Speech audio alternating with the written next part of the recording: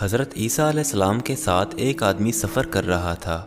اس نے سوچا اس موقع سے فائدہ اٹھانا چاہیے، پیغمبر خدا سے ایسا عمل سیکھ لینا چاہیے جس سے پتھر سونا بن جائے اور مردہ زندہ ہو جائے۔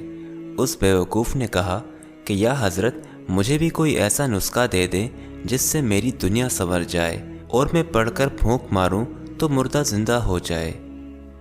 حضرت عیسیٰ علیہ السلام اس کی اس لب کشائی پر بڑے حیران ہوئے کہ اس بیمار اور مردہ شخص کو اپنا غم نہیں کہ میری رفاقت سے اپنے مردہ دل کا علاج کر لے، مگر یہ تو ایک دن میں ہی تاج و تخت کا مالک بننا چاہتا ہے۔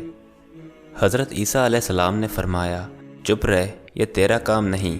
اس مقام تک پہنچنے کے لیے بڑی منزلیں طے کرنی پڑتی ہیں۔ یہ قوت تو اس وقت حاصل ہوتی ہے جب ایک عمر روح کی آلودگیوں کو پاک کرتے گزر جاتی ہے۔ اگر تو نے ہاتھ میں عصا پکڑ بھی لیا تو کیا ہوا؟ اس سے کام لینے کے لیے تو موسیٰ علیہ السلام کا ہاتھ چاہیے۔ ہر شخص عصا پھینک کر عصا نہیں بنا سکتا اور نہ ہی پھر عصے کو عصا بنا سکتا ہے۔ اس شخص نے کہا، اگر آپ مجھے یہ اسرار و رموز نہیں بتانا چاہتے تو نہ صحیح، میری یہ عرض قابل پذیرائی نہیں تو میرے سامنے مردہ زندہ کر کے دکھا دیجیے۔ راستے میں ایک گہرے گڑھے میں کچھ ہڈیاں دیکھیں تو عرض کرنے لگا، یا حضرت ان پر دم کر کے پھونکیے۔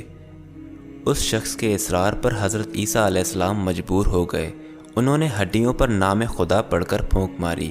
یہ ہڈیاں دیکھتے ہی دیکھتے ایک خوفناک سیاہ شیر کی صورت اختیار کر گئیں۔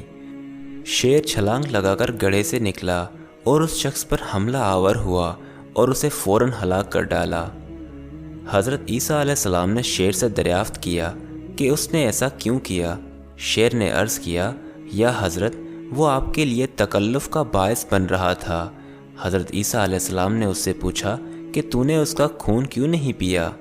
اس نے کہا، ایک تو یہ آپ علیہ السلام کا بے ادب اور گستاخ تھا، دوسرا اب اس دنیا آب و گل کا رزق میری قسمت میں نہ تھا۔